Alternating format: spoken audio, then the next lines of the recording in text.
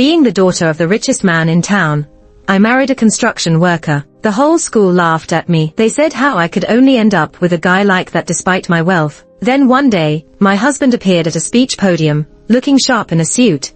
As the son of a wealthy family, everyone was stunned. My dad is the richest man, and I grew up pampered like a princess. Whatever I wanted, I pretty much got. Except for Gary. Everyone knew I liked him, except him. When my parents told me they planned to arrange a business marriage with Gary's family, I was so happy I couldn't sleep that night. The day the marriage discussion was set, I dressed up meticulously. Gary personally came to pick me up after class. I was ecstatic, my face blushing the whole time, not daring to look at him. Midway, his car stopped suddenly. I looked at him, puzzled. From his hesitant expression, I sensed something was off. Wendy, you know, I've always treated you like a sister. My nose tingled, realizing what he was about to say. I asked calmly, so no marriage then, right? Gary looked troubled. Wendy, my parents have always liked you. If I say anything against it, they'd break my legs. Can you please say you don't want to marry me? My mind went blank. I felt like such a fool. I'm not an idiot. It was clear he wanted me to end it to kill my last bit of hope. So, he knew I liked him all along. Pride kept me from crying then and there. I just opened the door and said,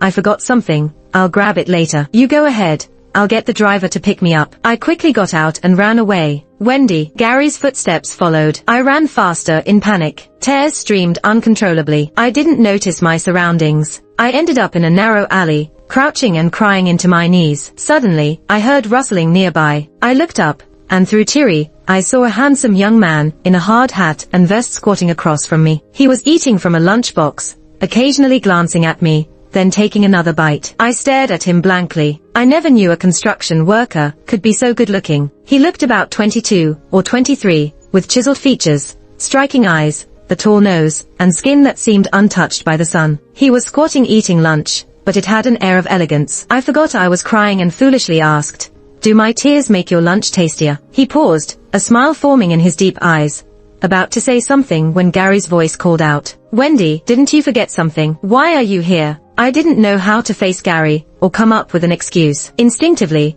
I pointed at the squatting guy. I forgot him. Both Gary and the guy looked at me, confused. Their stares made my scalp tingle. I blurted out, he's my boyfriend. You wanted me to tell your parents I didn't want the marriage, right? I thought if I brought my boyfriend, they'd definitely believe me. Gary shot the guy a nasty look. Recognizing his attire, his face darkened. Wendy, don't be ridiculous. With your status, you don't need a boyfriend like him. Embarrassed, I knew Gary looked down on poor people, but how could he insult someone to their face? Apologetically, I glanced at the guy, who had stood up at some point. He defiantly faced Gary. Are you looking down on me? Do you know how much I make a month? A whole 8,000. Gary and I were dumbfounded. Gary sneered. 8,000? That wouldn't buy me a pair of socks. My monthly allowance is 200 grand. The guy seemed crushed, his face pale. You make 200 grand a month, with your peacock outfit. Are you one of those guys calling sugar mommies baby? Know any other rich women? Hook me up. I almost laughed. The guy's words hit the mark.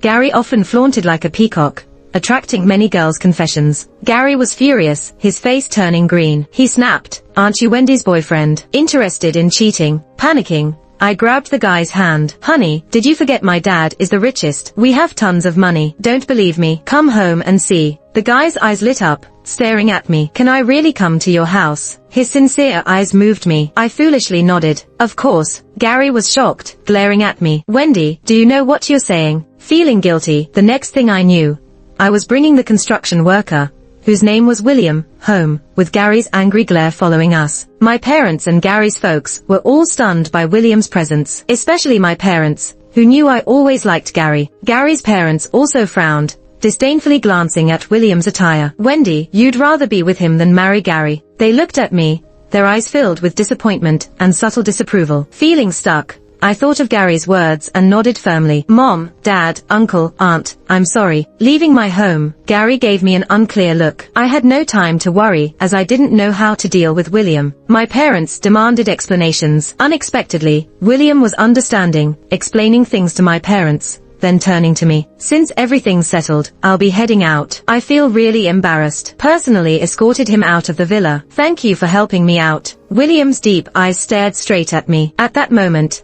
I didn't know why, but I felt like there were emotions in his eyes that I couldn't quite understand. "You don't remember," he said softly, then suddenly changed the topic. "Wendy, he's not good enough for you." I was a bit surprised. Gary has always been the kind of guy people talk about, excelling in everything since childhood. I always felt I wasn't good enough for him, but William thought it was the other way around. "Why do you think he's not good enough for me?" Curious, I looked at William, hoping to see if he thought I had any redeeming qualities. He answered without hesitation, "I make keys as a side job. If I say they don't fit, they don't fit." Dumbfounded, I watched him leave. Even after his tall and slender figure disappeared from view, I couldn't process it. William seemed a bit funny. The next day when I went to class, I heard everyone talking about something big. Nancy, the school beauty, agreed to go out with Gary. When Gary walked into the classroom holding Nancy's hand, my heart suddenly ached. I thought I had moved on after yesterday's blow, but seeing them holding hands and interacting sweetly during class,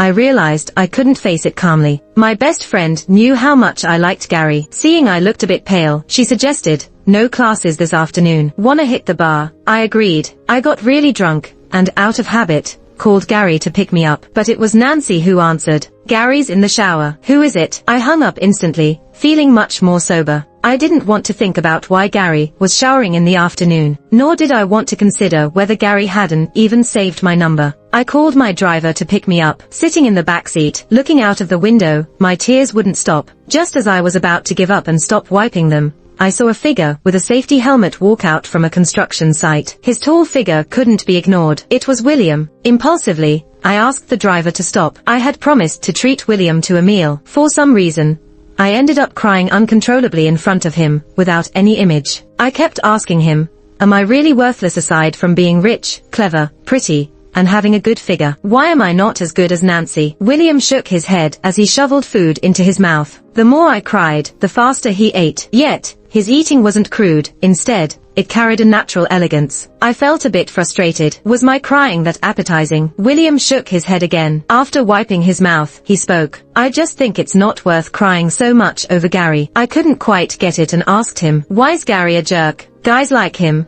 who are rich and dress well, always keep their doors open. As long as a decent-looking girl comes along, they can't resist. So, he'll never tie himself down to marriage. Hearing this, I suddenly understood. No wonder Gary used to be nice to me, but every time I mentioned marriage, he avoided it. Turns out he just wasn't done playing around. Boys do understand boys better. I huffed. "You guys are all the same." William immediately retorted, "I'm not like that." I felt a strange bit of happiness. I grabbed a glass and asked while taking a sip, "How are you different?" "They can't resist decent-looking girls, but you can't resist ugly ones either." I couldn't hold back and burst out laughing. Water spilled on the table and even splashed on William's face. Embarrassed, I quickly apologized. William calmly wiped his face. For some reason, even though what he said was despicable, I found him interesting. "Since you don't reject ugly ones, do you have a lot of experience?" To my surprise, he shook his head firmly. "I don't mind ugly ones, but they must be girls. Except for my mom and sister, you're the only girl in my heart." Somehow, what William said felt, well, special. Before I could say anything,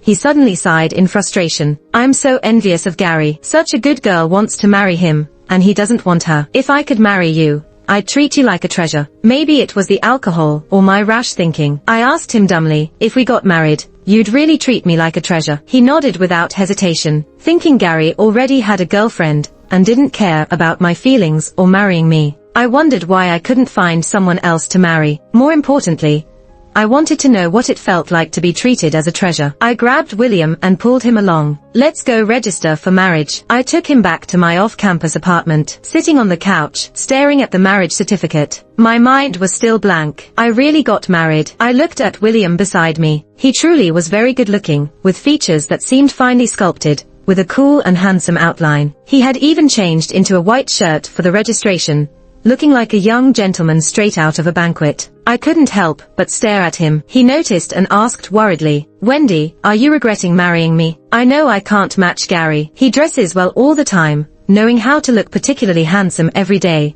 while I just wear a helmet and vest, looking totally ragged." For the first time, William showed me his insecurities. I felt heartache for him. Holding his hand, I said, "Even without dressing up, you're very handsome, better looking than Gary." I wasn't just comforting him. I genuinely thought so.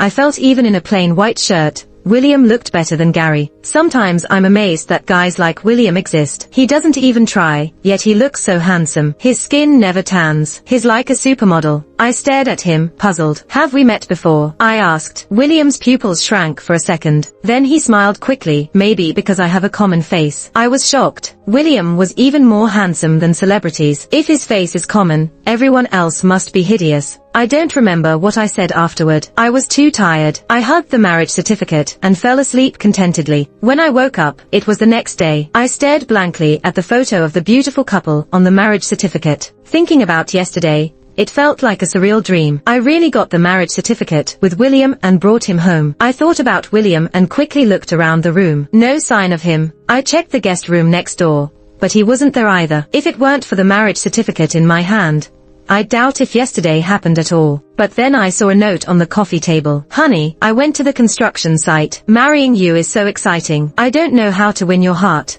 but I hope you won't dislike me. I'll earn money to take care of you. My face turned red. William was so ambitious, wanting to earn money by manual labor to support me. I felt a warmth in my heart. He probably doesn't know that my monthly allowance is 50 grand, and his handwriting was beautiful, strong, and powerful, a contrast to his understanding personality. I went to class as usual. Soon, I noticed that people were giving me strange looks. When Gary walked in with Nancy, he glanced at me coldly. As he passed by, he said, "Wendy, you disappoint me." My hands instinctively clenched. I didn't understand why Gary said that. Was he upset about the drunken call I made yesterday? I could feel Gary and Nancy sitting behind me, but I didn't turn around. Then my friend hesitated before asking, "Wendy, do you have a boyfriend?" I didn't know that Gary, behind me, had casually started watching me. "No," I said, puzzled. My friend sighed in relief and immediately showed me her phone. I knew it. How could you, a rich girl, be interested in a construction worker? Some idiot spread rumors and posted a picture of you and some guy on campus forums saying you've got a boyfriend. I looked at the photo taken outside a construction site,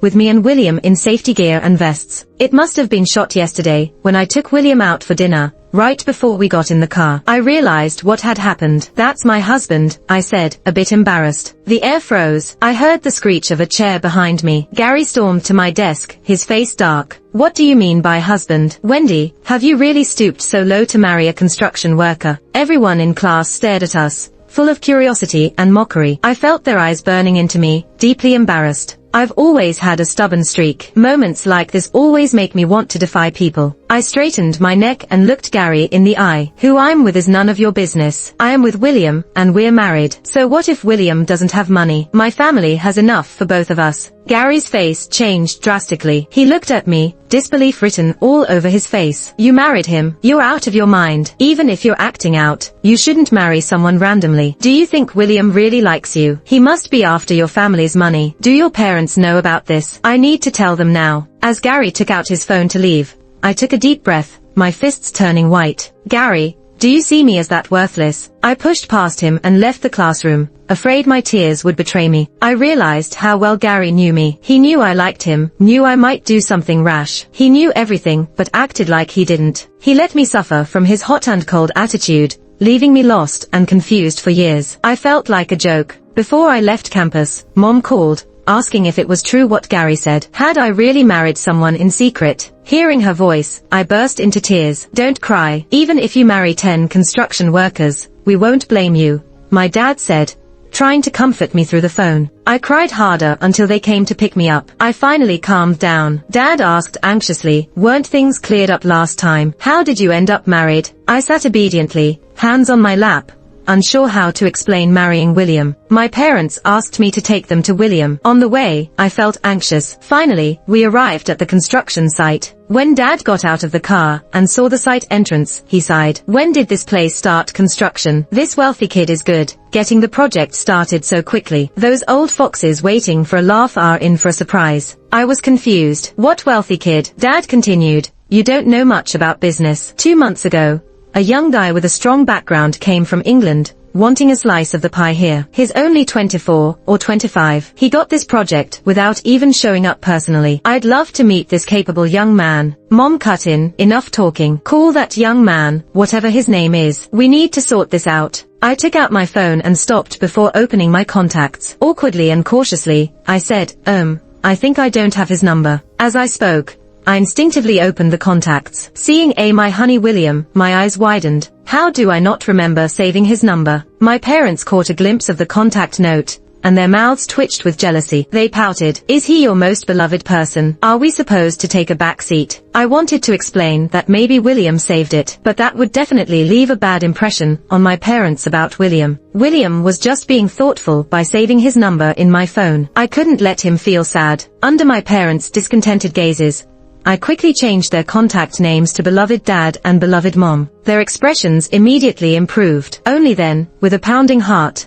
did I call William's number. William seemed surprised that I was calling him. His tone was full of delight and disbelief. However, he said he couldn't leave right now, because he had to finish his work. He suggested that we head back home since the sun was too harsh. My parents also received urgent calls and had to leave. I returned to my apartment to wait for William, planning to introduce him to my parents. But after waiting for a long time, he still hadn't arrived. Just as I was about to call him again, my mom called. There was restrained excitement and joy in her voice. We and your dad got a big project and need to go on a business trip to discuss the details. We met William and he's wonderful. We feel assured with you marrying him. Take good care of each other. I was full of question marks. When did my parents meet William? But knowing that they approved of me marrying William, I felt immensely relieved. When William came back, he was carrying a suitcase. I quickly asked him when he met my parents. With his head slightly bowed, as if he had done something wrong, he couldn't quite meet my eyes. Wendy,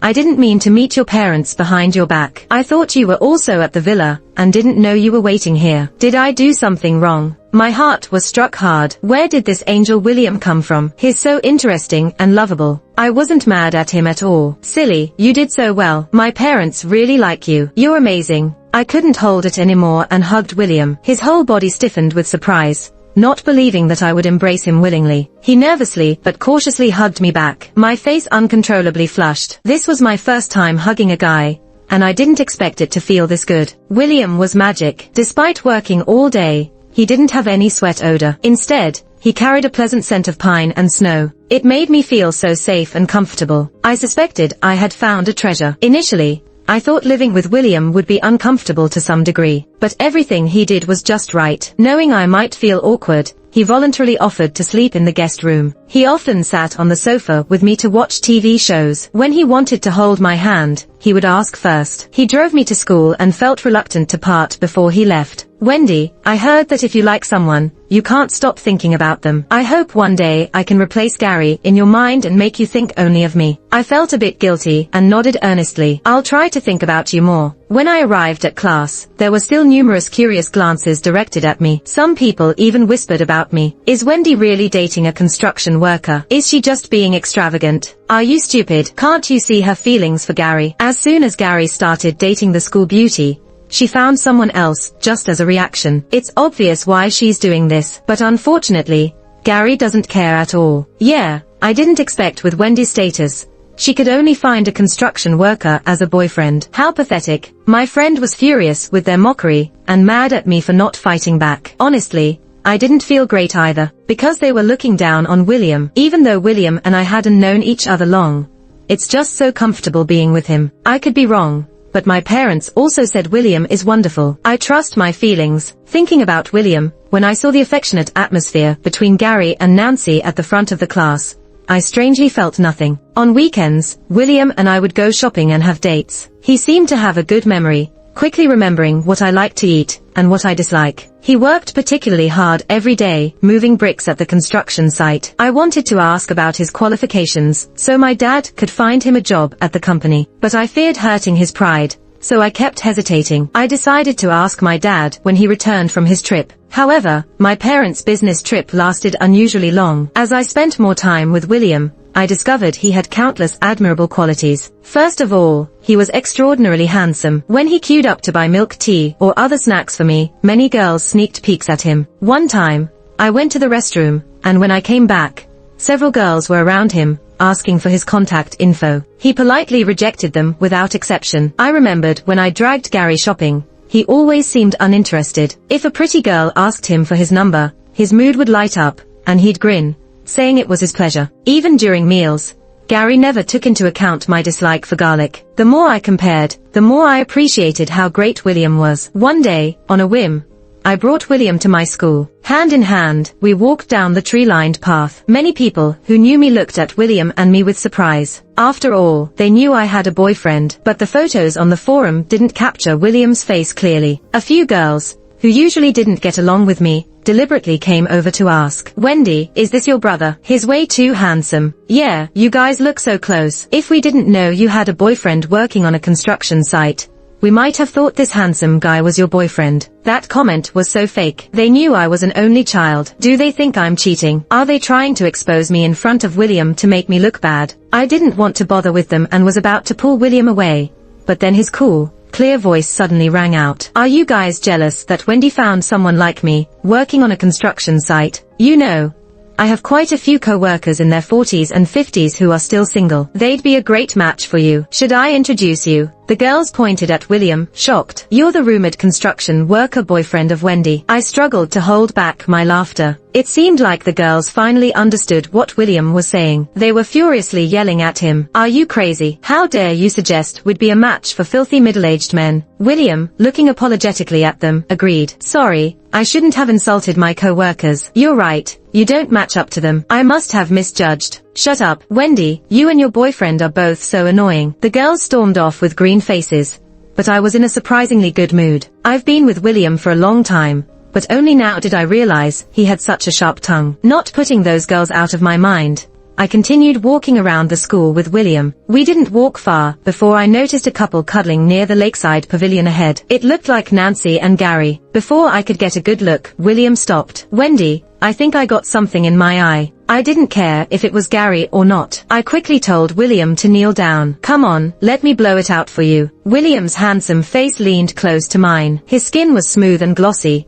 and his eyelashes were thick and long, quivering like feathers brushing against my heart. I kept my cool and blew into his eye several times. "Does it feel any better?" William's lashes fluttered again. His eyes were so deep that every time he looked at me, I got the feeling he was being particularly affectionate. Right now, his deep, moist eyes were even more captivating, with a hint of redness. I felt like my soul was being drawn into his eyes. Quickly, I averted my gaze, only to find myself staring at his cool yet sexy lips. William had nicely shaped lips, with a natural cupid's bow and slightly upturned corners, looking incredibly kissable. I felt a sudden thirst in my throat and swallowed hard. Instinctively, I moved closer. By the time I realized it, I had already touched his soft, warm lips. My face turned red instantly. I had just kissed William on my own. I never thought I could be so thirsty. "Wendy, what are you guys doing?" An angry voice suddenly erupted from beside us. I jumped in shock. Turning, I saw Gary's face as dark as the bottom of a pot,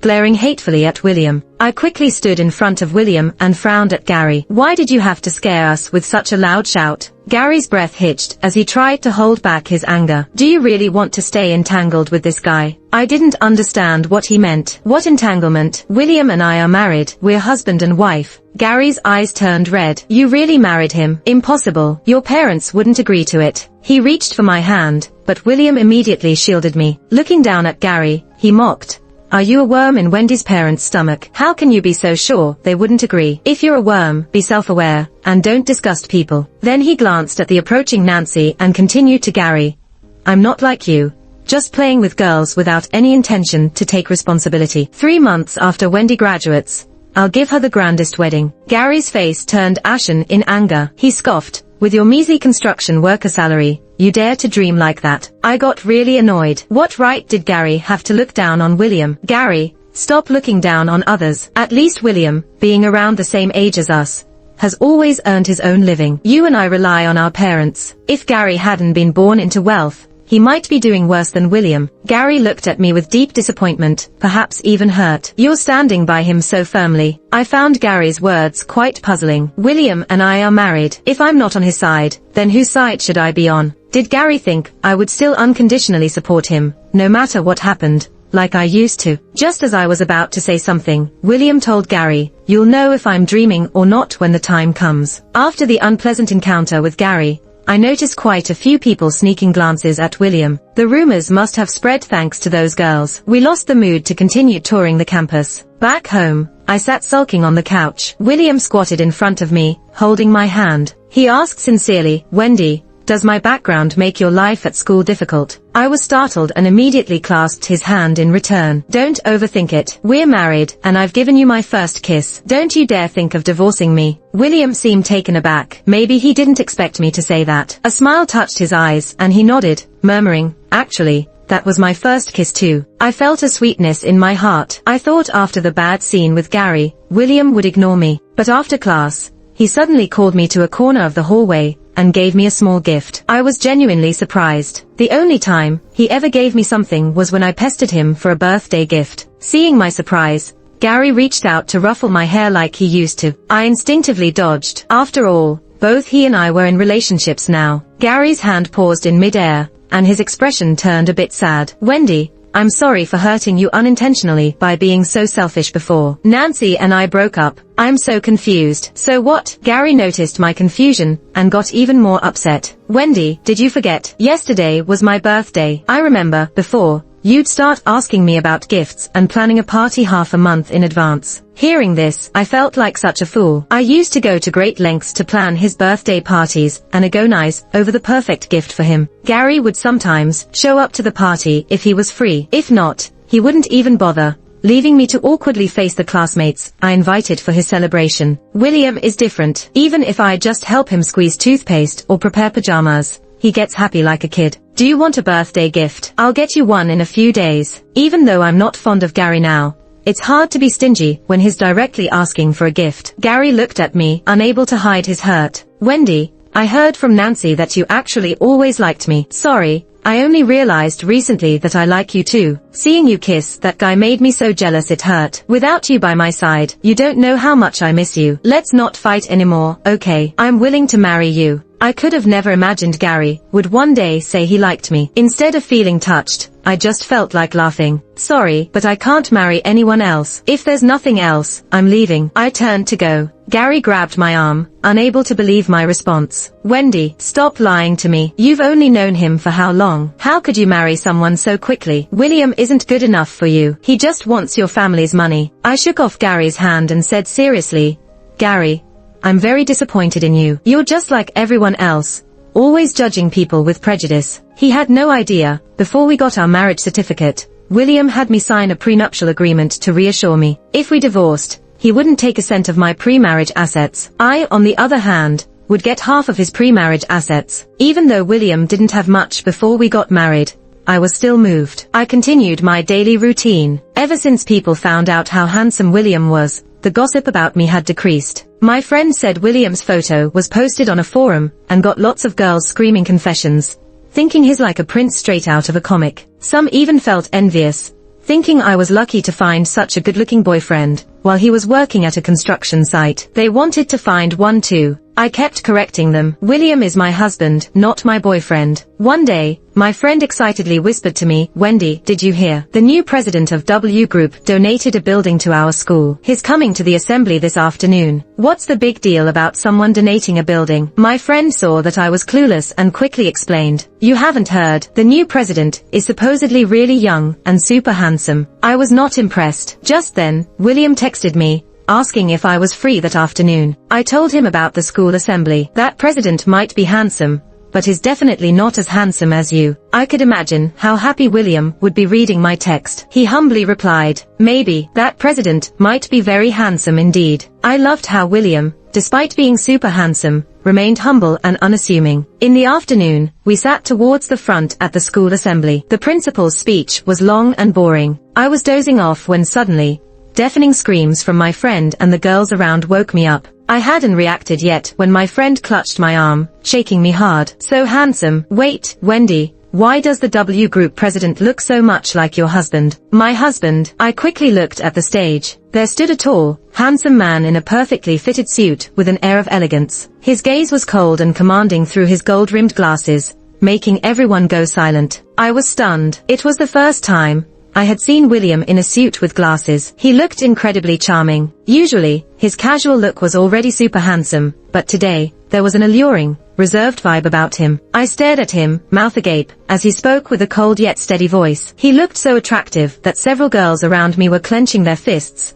biting them in excitement. Wendy, that's your boyfriend, right? Your boyfriend is W Group's president. Why was he dressed like a construction worker before? Her voice brought me back to reality, but I was still puzzled. How did William become W Group's president? I hadn't figured it out when William's eyes suddenly met mine. To be honest, I donated the building because my wife Wendy studies here. I'm very grateful to the school for being good to her. I was speechless. Everyone turned to look at me, including Nancy and Gary, their faces filled with shock. William continued, you might not know, but I met my wife at this school gate. On that day, I had a car accident. Everyone else just watched, scared to help. She didn't care if her white dress got stained with blood and pressed on my bleeding leg, waiting anxiously for the ambulance to arrive. I was dumbfounded. The person covered in blood from a car accident 3 years ago at the school gate was William. He then switched gears. I heard my wife got mocked because I worked at a construction site. Let me tell you, do you know how much you can earn working at a construction site for a month? I hope after you all graduate and enter society, you can also achieve your dreams with your own hands. Lastly, wife, let's go home. The entire room's attention immediately focused on me. William held my hand and led me back to the apartment. My mind was a complete blur the whole time. William nervously and cautiously glanced at me. Just as I was about to speak, he quickly apologized. Our voices overlapped. 3 years ago. How did you know it was me who saved you? Weren't you barely conscious at the time? I've been thinking about it the whole way, but I just couldn't figure it out. Wendy, I'm sorry. I didn't mean to hide my identity. I was afraid you'd think I was deceiving you. You can be angry with me and ignore me, but please, can we not get a divorce? His words came to an abrupt stop. We looked at each other and just froze. Soon, our voices overlapped again. Why would I be mad? I never asked about it on my own. Wendy, you're not mad. I hid my identity. We both laughed. William hugged me tightly. I asked William, you're the CEO. Why would you still be doing manual labor at the construction site? William sighed, thinking of something. Blame my brother. It's a family tradition that anyone who joins the company must start from the bottom. When my brother was in college, he interned at our construction site on weekends, and that's how my sister-in-law found him. I wasn't an exception. I had to work at the site. Only, I've been working there for years, and no one picked me. So my dad told me that even if I became the branch CEO, I had to keep working at the site until someone picked me. Wendy, luckily you picked me. I thought I'd be stuck doing manual labor for life. I stared in shock. Could William's dad really be that hard on his son? 2 months later, as I was about to graduate, my parents finally returned from their business trip. I immediately took William to them and asked if they had known his true identity all along. My parents admitted that William had come to them himself and confessed his identity. He promised he would treat me well for life. My mom secretly told me that the big project was actually a gift from William's parents. Once completed, the project would generate 10 billion in profits. I gasped. My parents said that since William and I were married and he was such a good son-in-law, they couldn't wait to tell the whole world. They urged us to have the wedding right after graduation. I will always remember my shock when I first met William's family. His parents looked so young, not even 30. His brother and sister were incredibly good-looking, to the point I felt a bit self-conscious. In that moment, I finally understood why William had said that before meeting me. The only women in his heart were his mother and sister. I had never seen anyone so uniquely beautiful. William's mom looked like she was bathed in a soft, gentle glow. His sister was stunningly elegant, an absolute feast for the eyes. Any other woman would feel inferior standing next to them. To my surprise, William's dad was even more interesting than William. He sincerely thanked me for finally taking his son. He said William had insisted on moving here just to see me. Then he huffed in displeasure. My son didn't even dare to actively pursue you. It was such an embarrassment. I was about to kick him out next year and send him to your place to work for you. I was shocked. William kind of had it rough, didn't he? It made me want to love him even more. On our wedding day, it was incredibly grand. The media called it the most extravagant wedding in years. William arranged everything so well that I didn't feel tired at all. To my surprise, Gary even showed up with a wedding gift. He said to me, now I understand why you chose William. He really kept his promise to give you the most lavish wedding. Wishing you happiness. I calmly replied, thank you. To be honest, Gary's words didn't really affect me, because he didn't know just how well William treated me. Even without such a grand wedding, William was still the one and only in my heart. With everyone's blessings, William and I exchanged rings. In that moment, I felt like the happiest person in the world.